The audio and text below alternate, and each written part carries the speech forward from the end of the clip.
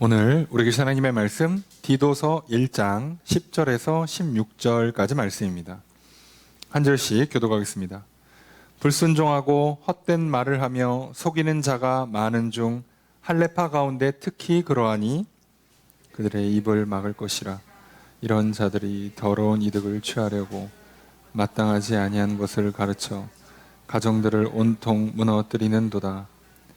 그레데인 중에 어떤 선지자가 말하되 그레데인들은 항상 거짓말쟁이며 악한 짐승이며 배만 위하는 게으름뱅이라 하니 이 증언이 참되도다.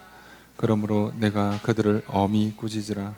이는 그들로 하여금 믿음을 온전하게 하고 유대인의 허탄한 이야기와 진리를 배반하는 사람들의 명령을 따르지 않게 하려 함이라. 깨끗한 자들에게는 모든 것이 깨끗하나 더럽고 믿지 아니하는 자들에게는 아무것도 깨끗하지 않은 것이 없고 오직 그들의 마음과 양심이 더러운지라. 함께 읽습니다. 그들이 하나님을 시인하나 행위로는 부인하니 가증한 자요 복종하지 아니하는 자요 모든 선한 일을 버리는 자니라. 아멘. 할렐루야.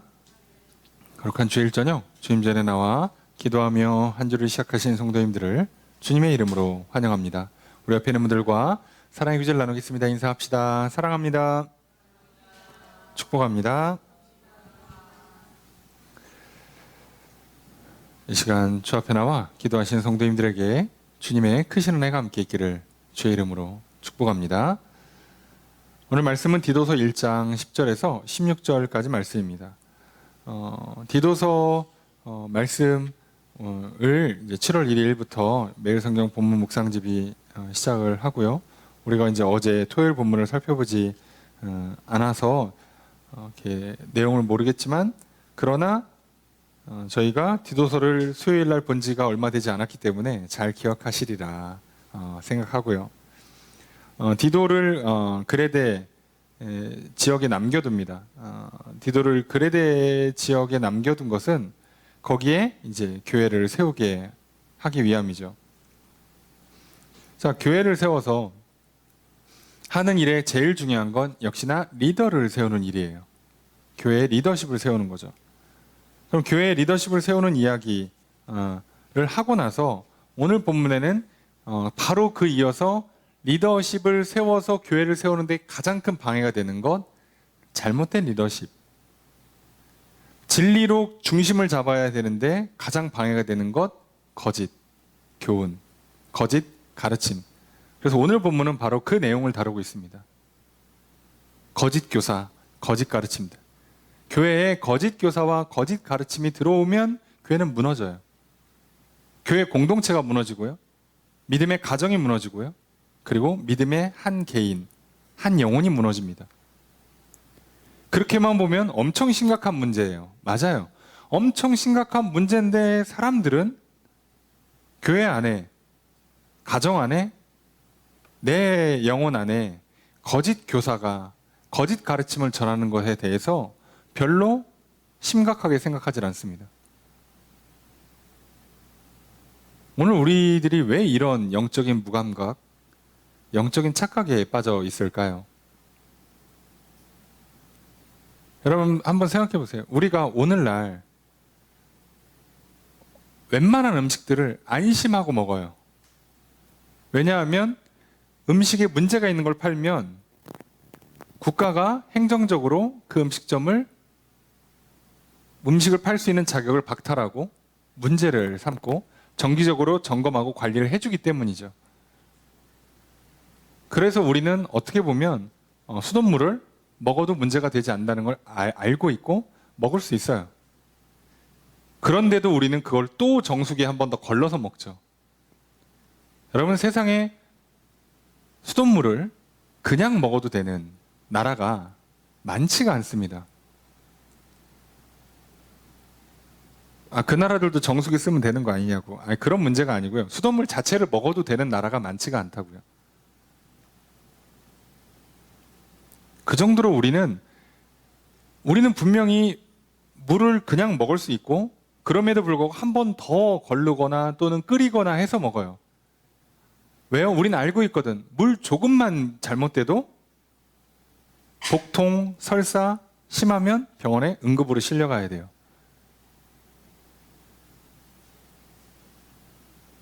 우리는 이게 어떤 문제인지를 잘 알고 있죠. 아니, 먹는 거에 가장 기본이 되는 물이 조금만 달라져도 문제가 생겨요. 그래서 여행 가서 물 잘못 마시면 여러분 소위 물갈이 한다고 그래서 고생 엄청 하잖아요. 설사하고. 잘 안 다녀서 모릅니다. 근데 그렇다고 하더라고요.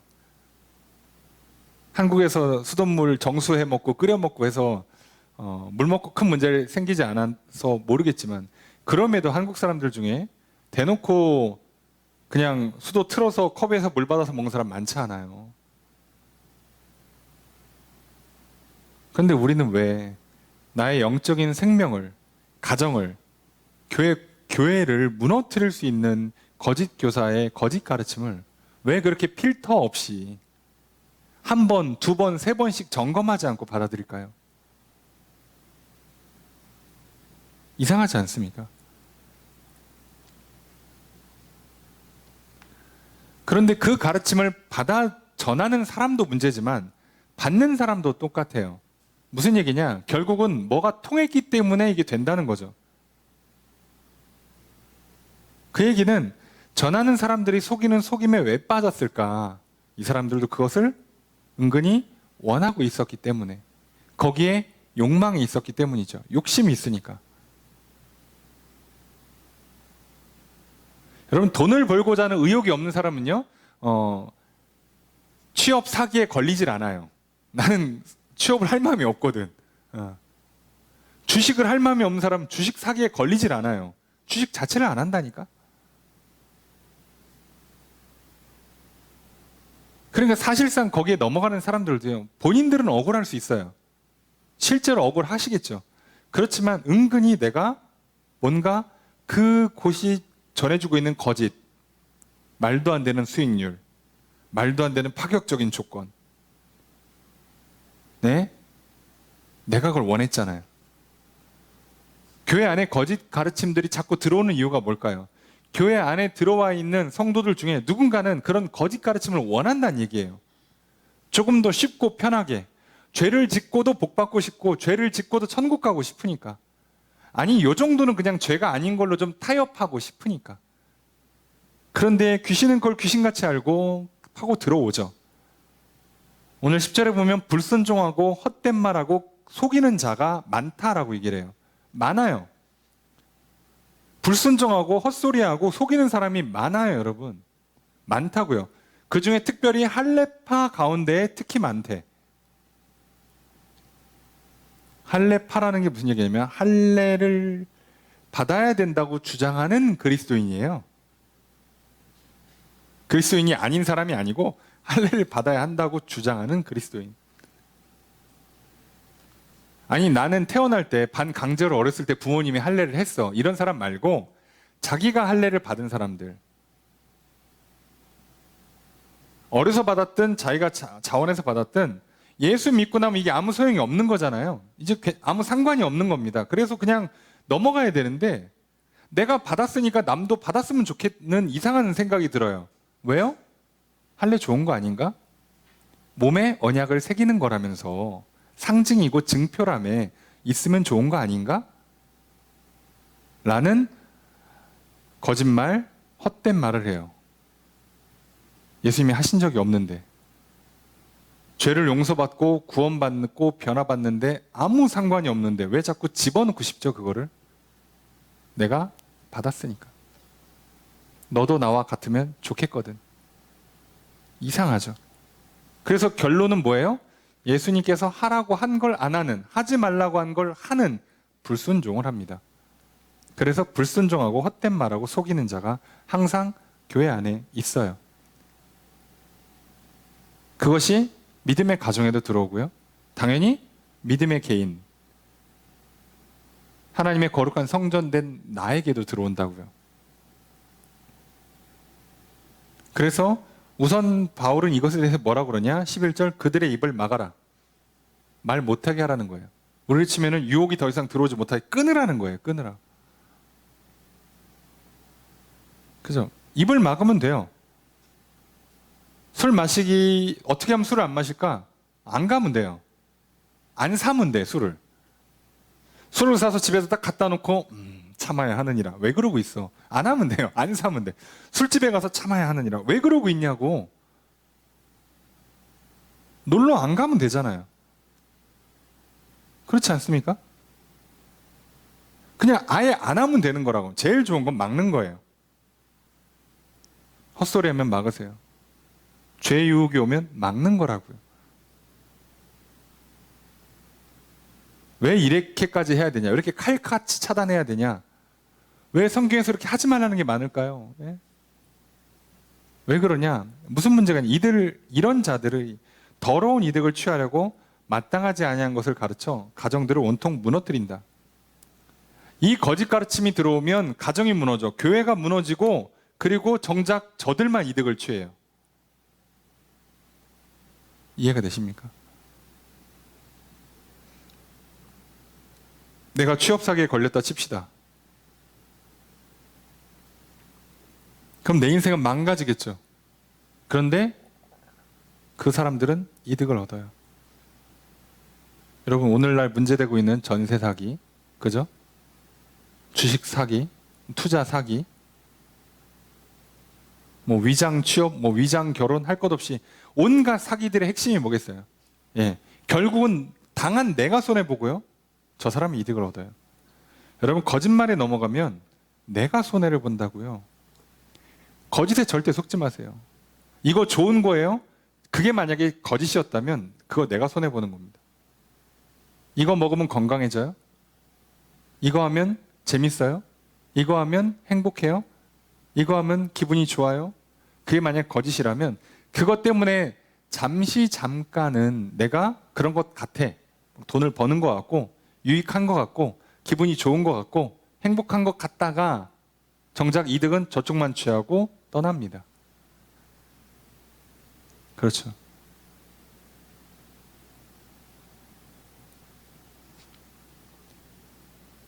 그래서 이것을 향해서 13절에는 뭐라고까지 얘기하냐? 그러므로 내가 그들을 엄히 꾸짖어라. 혼내키래요, 심지어. 자, 입을 막아라. 차단시키고 그 다음에 혼내키는 거예요. 자, 차단시키는 건 약간 방어적이고요. 혼내키는 건 공격에 가깝습니다. 자, 내가 공부를 해야 돼. 자, 수많은 유혹들을 해요. 1시간 게임하고 공부해도 괜찮겠지? 자, 그러면 어떻게 하면 돼요? 차단하면 돼요. 인터넷을 끊어. 네? 컴퓨터를 치워. 그렇게 하면 돼요. 그 다음에 공격적으로 나가면 어떻게 하면 돼요? 도서관에 가면 돼요. 학원에 가면 된다고, 아예. 간단하지 않습니까? 이게 뭐 공부가 됐든 운동이 됐든 돈이 됐든, 뭐 친구 사귀고 뭐 애인 사귀고 뭐 물건을 사고 뭐 일을 하고 하는 모든 문제 다 똑같은 거예요. 수비할 거 수비하고 공격적으로 내가 선점하면 훨씬 더 유리해요. 뭐 스포츠에서 쓰는 용어입니다만 공격이 최선의 방어라고 얘기하죠. 예, 맞아요. 뭘 참고 있어. 그거를 이길 수 있는 다른 걸 하고 있으면 되잖아요. 가만히 앉아있어서 졸지 말아야지. 어떻게 그렇게 해? 내가 적극적으로 뭔가를 열심히 하고 있으면 안 자요, 당연히. 놀지 말아야지가 아니라 일을 하고 공부를 하고 있으면 안 놀아요. 놀자고 하는 걸 빨리 차단한 다음에 가서 공격적으로 덤비면 돼요. 이게 제일 좋습니다. 여러분, 영적인 문제도 똑같아요. 근데 반대로 여기서 졌다 그럼 어떻게 된다고요? 무너져요. 내 인생이, 가정이, 교회가 무너진다고. 시간이 날아가고 돈의 손해를 보고 인생에 큰 상처를 받고. 그런데 여러분 생각해 보세요. 내가 잘못해서 내가 시간과 물질의 손해를 봤어요. 내가 마음의 상처를 받았어요. 누구한테 하소연할 겁니까? 내가 했는데. 이게 진짜야. 우리 인생의 비극이에요. 아니, 내가 남한테 당했으면 억울하기라도 하지. 내가 했잖아, 내가. 그럼 누가 이거를 위로해 주겠냐고요. 여러분, 이거 아무도 책임 안 집니다. 여러분, 여러분의 인생이에요. 여러분의 몸, 육신이고요. 여러분의 영혼이라고. 여러분이 책임지셔야 돼. 억울합니다. 속았습니다. 몰랐습니다. 해봐야 나만 손해예요. 아무도 그걸 누가 책임져 주잖아요. 몰라서 그랬구나. 어쩌지? 내가 좀 봐줘야겠네. 안 그럽니다. 하나님께서 몰라서 그랬어. 어이구 어떡하지? 너는 좀 봐줄게. 그럴 것 같습니까? 뭐 했어요 여태까지 그거 모르고. 그건 더 혼나요. 속지 마세요. 자, 그래서 뭐라는 거예요? 그렇게 꾸짖어. 자, 맞고 꾸짖어. 자, 수비 방어한 다음에 이제 공격까지 들어갑니다. 영적 전쟁을 이렇게 치르는 거죠. 왜 이렇게 하냐? 13절 뒤에 보니까 이는 그들로 하여금 믿음을 온전하게 하고. 자, 이게 중요한 거죠. 그래서 뭐 하라고요? 믿음을 온전하게, 믿음을 완벽하게 만들라는 거예요. 믿음을 문제 없게 만들라는 거예요. 결국 무슨 싸움을 싸우는 거라고요? 믿음의 싸움을 싸운다고요. 여러분, 그러니까 우리가 몰랐습니다. 속았습니다. 유혹에 잠깐 넘어갔습니다. 실수입니다. 아니요. 다 무슨 문제라고요? 믿음의 문제입니다. 제가 믿음이 약해서 죄를 졌네요. 그럼 하나님께서 어이구 어떻게 믿음이 약해서 졌어. 너는 믿음이 약하니까 내가 좀 봐줄게. 이럴 것 같습니까? 뭐라고요? 잠깐 이리 와봐. 안 크고 뭐 했냐? 내가 믿음 넣어줄 때 넌 안 받고 뭐 했어? 내가 미리미리 좀 잘 받아서 크라고 그랬지? 뭐 했어 지금까지? 그렇잖아요. 믿음이 약하다가 뭐예요? 믿음을 안 받아들였다는 얘기잖아요. 믿음이 안 큰 거잖아, 말 그대로. 받아야 크지. 내가 학교 가서 내가 수업을 안 들어. 등록만 해놓고 학원을. 시험 망쳤어. 뭐 봐줄 것 같습니까, 선생님이? 너는 좀 수업을 빠져서 어쩔 수 없지. 내가 인정해줄게. 이럴 것 같아요? 혼나고 다시 들어야 돼요, 수업을. 절대로 속으시면 안 돼요. 전쟁이 무슨 장난입니까? 여러분 뭐 가까이서 전쟁 나니까 이게 장난처럼 보여요? 도시 하나 망가지는데 이거 며칠도 안 걸리잖아요. 나라가 무너지는데.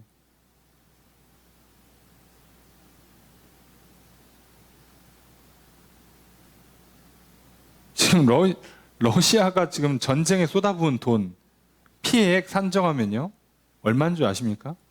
뭐 뉴스마다 좀 다르게 얘기하는데 단위가 우선 당연히 조 단위로 올라가고요.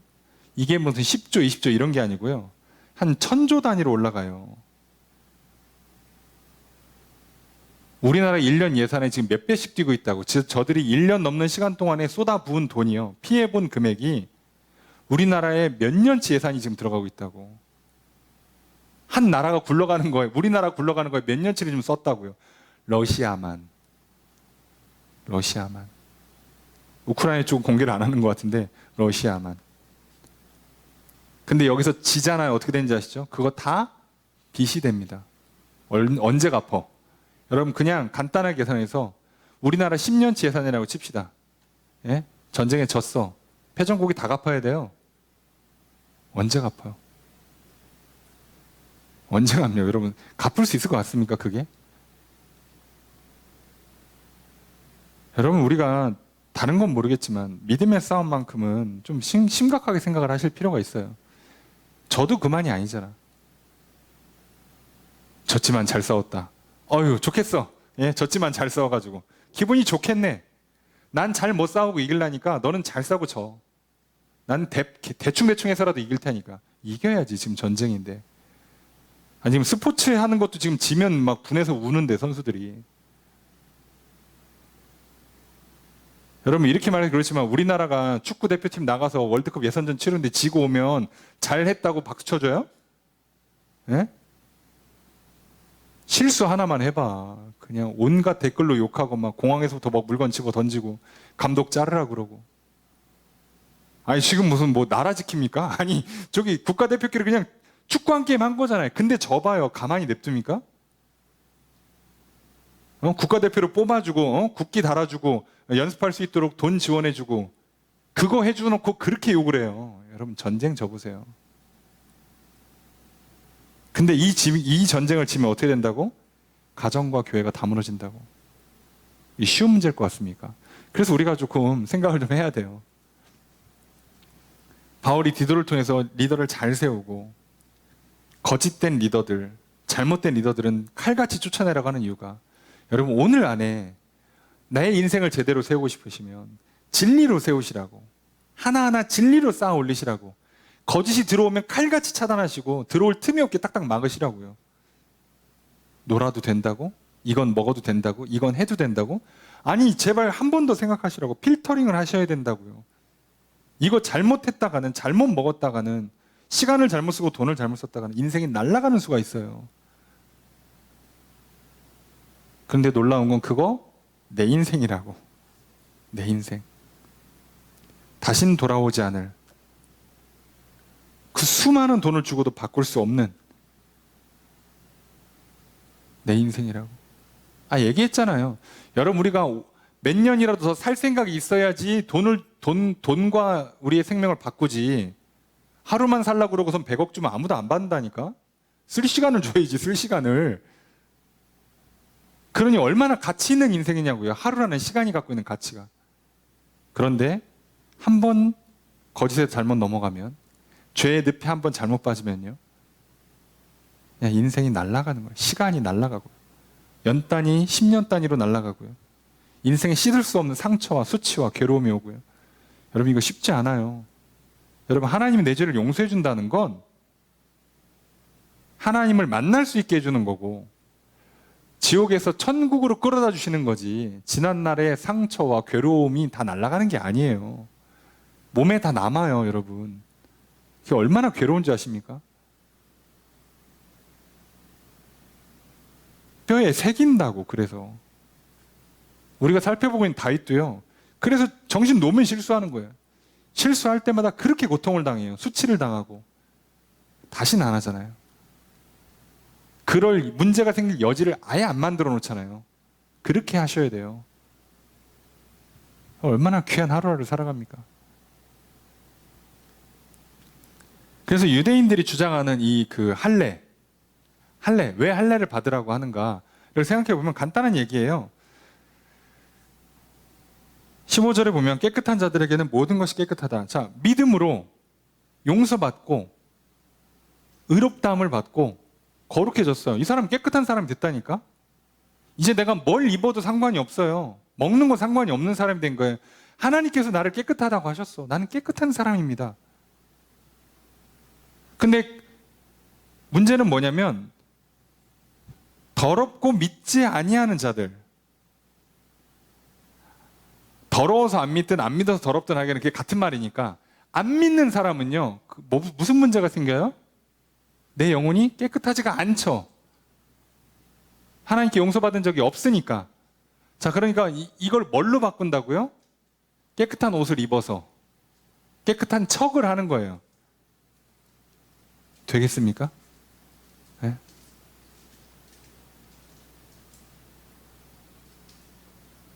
이게 되겠냐고. 내 안에 악한 생각이 있는데 이렇게 정장 입고선 와가지고 점잖은 척하면 내가 바뀌냐고요. 근데 내 안에 음란한 생각, 교만한 생각들이 다 떠나고 내 안에 하나님 진리 안에서 참으로 평안하고 자유할 때, 내가 운동복을 입든 티를 입든 정장을 입든 내가 점잖은 사람이 되는 거죠. 그래서 깨끗한 사람은 아무것도 상관이 없어요, 여러분. 근데 세상이 이걸 원합니까? 세상은 정확히 반대로 하잖아요. 그냥 얼굴만 보고, 그냥 옷 입은 거 보고, 통장 잔고 보고, 스펙 보고 사람을 평가하죠. 그 사람 누군 줄 알아? 내 스타일입니까? 일 잘할 것 같아? 평생 함께 가면 유익한 동역자가 될 것 같아? 예? 평생 함께할 동반자일 것 같아요? 이걸 어떻게 아냐고. 무슨 수로 알아, 우리가 이거를. 겉모습 보고는 알 방법이 없는 거예요. 그래서 그 영혼을 살필 수 있어야 되는데, 문제는 내 영혼이 죽어있는데 어떻게 살펴보냐고. 내가 말씀이 없는데 어떻게 대입해서 살펴보냐고, 사람을. 그러니까 되겠냐고요, 세상에서. 안 된다고 돼 있잖아요. 가정이 그냥 무너진다고. 교회가 무너진다고. 한번 생각해보세요. 교회에서 일꾼을 세우는데 믿음이 있는가를 보고 이 사람이 실제 삶이 얼마나 거룩한가를 보고 세우라고 디도서 1장에도 나오고 뒤에도 나오죠. 근데 이 사람이 겉모습만 봐요. 이 사람의 학벌, 이 사람의 외모, 이 사람이 옷 입은 거, 이 사람의 말투, 이 사람의 재산만 보고 교회 리더로 세우면 어떻게 되겠냐고. 무조건 무너져요. 많이 배우고 돈 많으신 분들을 막 제가 폄하하는 게 아니고 그렇게 해서는 교회가 세워지질 않는다고요. 단 한 번 성공한 적이 없어요. 근데 오늘날 교회에서 일꾼을 어떻게 세우는지 아시죠? 오늘날 우리가 친구를 뭘로 보고 사귀입니까? 우리 옛날부터 부모님들이 뭐라고 그랬어요? 공부 잘하는 애 사귀어. 그죠? 예. 저기 집안 안 좋은 애들이랑은 사귀지 마. 이런 거 있잖아요. 아니 행실이 나쁜 애랑 안 사귀는 건 이해를 해. 그건 당연히 나쁜 행실은 이미 선을 넘은 거고. 예. 어떻게 아냐고. 이 사람이 집안이 좋다고 해서 성적이 좋다고 해서 좋은 친구인지를 어떻게 아냐고. 무슨 수를 알아요. 내 세상은 보이는 것만 보죠. 우린 이 실수를 계속 반복해요. 그래서 무너지는 거죠. 그러니까 그렇게 하지 말라고 디도한테도 그래서 제대로 사람을 세우고 교회를 세워서 성도들이 무너지지 않도록 도와주라고 하는 거죠. 저도 마찬가지예요. 똑같이 얘기합니다. 예. 할 수 있는 말이 이거밖에 없어요. 믿으면 깨끗해지면 여러분이 외모가 어떻든 여러분의 옷 입은 바가 어떻든 여러분의 삶의 행실은 깨끗할 것이고 여러분의 인생은 깨끗할 것이에요. 그 삶에 깨끗한 사람들이 함께 할 것이고요. 그 삶에 깨끗한 열매들이 맺히게 될 겁니다. 그런 삶을 살아가시길 주의 이름으로 축복합니다. 그런데 속지 마십시오. 예. 아무리 겉에 멀쩡한 인간이라 할지라도 속이 더러운 사람 만나시면 나도 더러워집니다. 나까지 더러워집니다. 내가 그 사람을 깨끗하게 변화시킬 수 있다고 생각하지 마세요, 제발. 사람을 변화시키는 건 하나님이 하는 거지 내가 하는 게 아닙니다. 내가 뭐 어떻게 말 잘해서 내가 잘 길들여서 내가 어떻게 좀 이렇게 예의하게 잘해서 좋은 관계를 맺어보겠다고 그렇게 될 것 같습니까? 동업했다 갈라지는 사람이 한둘이 아니에요. 아십니까? 사귀었다 헤어지는 건 뭐 말하지 말고 결혼했다 이혼하는 게 지금 세상에서 이제 너무 자연스러워서 결혼해서 죽을 때까지 같이 가는 사람 찾는 게 더 어려워졌어. 어떻게 된 게. 이런 시대를 살아갑니다. 정신 차려야죠.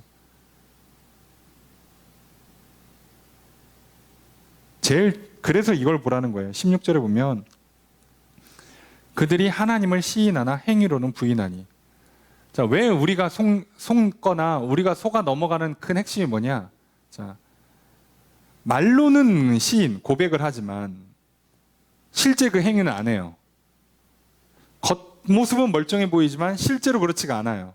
자, 이렇게 겉과 속이 다른 것, 말과 행동이 다른 것, 이걸 우리는 가식, 거칠애, 외식, 위선이라 부르죠. 자, 이걸 조심하시는 거예요. 게다가 문제는 내가 속는다, 나도 이럴 가능성이 높아요. 내가 너무 순수해가지고 속는 거 아니겠습니까? 그럴 리가요. 왜요? 그렇게 순수하게 하나님을 영접하시면 그 사람 무너지지 말라고 하나님은 무조건 성령을 보내주세요. 가정교사 하나 붙여줍니다. 그리스도인에게 백치미는 없어요. 그런 건 찾지 마세요. 잊지 않습니다. 속지 마세요. 저는 아무것도 몰라요. 시키는 대로 하겠습니다, 목사님. 말도 안 되는 소리 하지 마세요. 그러면 망합니다. 그럼 인생이 무너져요. 정신 똑바로 차시고 지혜롭게 사셔야 됩니다. 성경에 써있고 성령님이 가르쳐 주시고 그 두 가지만 갖고 가도 좋은 공동체가 어딘지 금방 분별하고요. 좋은 리더가 누군지 금방 찾을 수 있어요.